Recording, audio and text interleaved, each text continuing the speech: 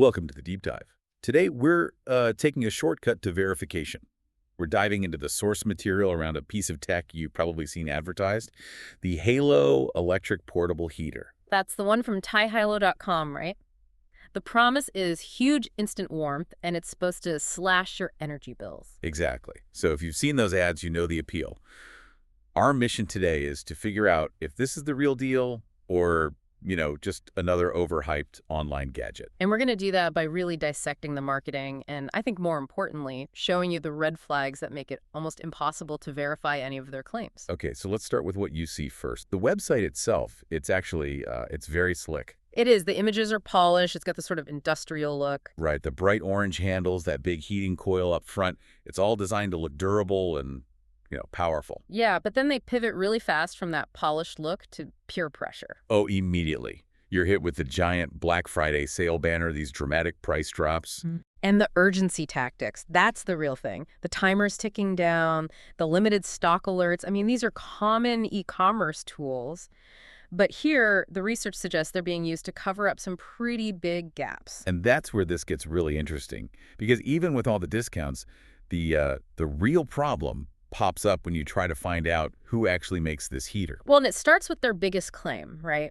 The moment from the source material was this idea that it will cut your energy bills. Yeah. How does it work? It doesn't really. I mean, it's an electric resistance heater.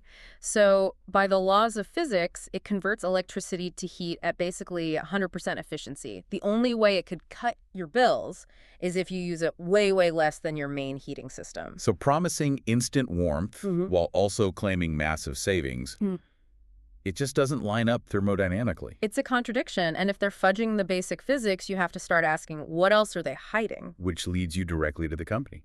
Or Or the lack of a company. exactly. When we looked into it, we couldn't find a detailed warranty policy, just some, vague promises. And no corporate background, no business number, no physical address, not even a real customer service phone number you can call. It's a huge red flag. That lack of independent validation is everything. The site has all these glowing reviews, but But you have absolutely no way to confirm they're from real customers. It's a closed system. And when a company relies so heavily on hype and urgency, that foundation has to be solid.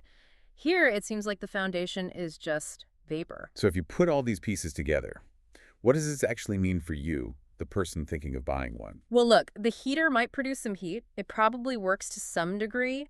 But the combination of this non-transparent marketing and the total absence of a verifiable company or independent data, it raises serious questions about everything from safety to support. If something goes wrong, you have nowhere to turn. Precisely.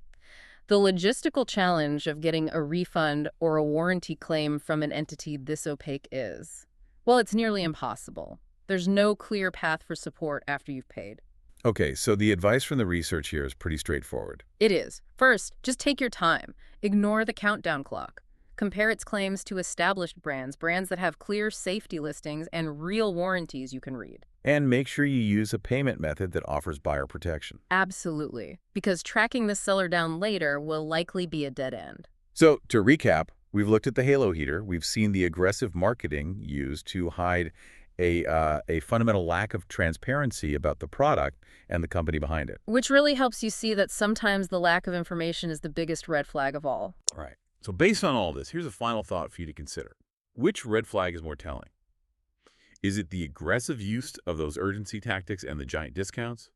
Or is it the complete absence of a physical address and a real corporate entity behind the product?